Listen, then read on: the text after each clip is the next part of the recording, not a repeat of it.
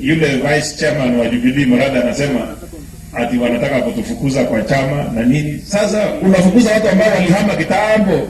Sisi maana ya Jubilee tulimalizana naye. Mimi ni deputy secretary general, lakini na fagia nyumba watu wakitoka, alafu nipea hao kifunguu kama kutakuwa na mtu atabaki kwa nyumba. Mambo ya vitisha wao kufukuza watu ya chama, hiyo ni those are old tricks. Tulitoka huko kitambo. Na walituhangaisha kwa Jubilee, sasa wameona kwamba watu wamehama. Na unajua kama ni kufukuza watu kwa Jubilee, mmeona sisi upande ya deputy president tukiwa na ODM, tulikuwa na elections Kibera, tulikuwa na candidate wa Jubilee Mariga ambaye anatoka hapa Soi, na tulikuwa na candidate wa ODM, wakaenda kwa kampeni wa ODM, sisi tukabaki na wa Jubilee.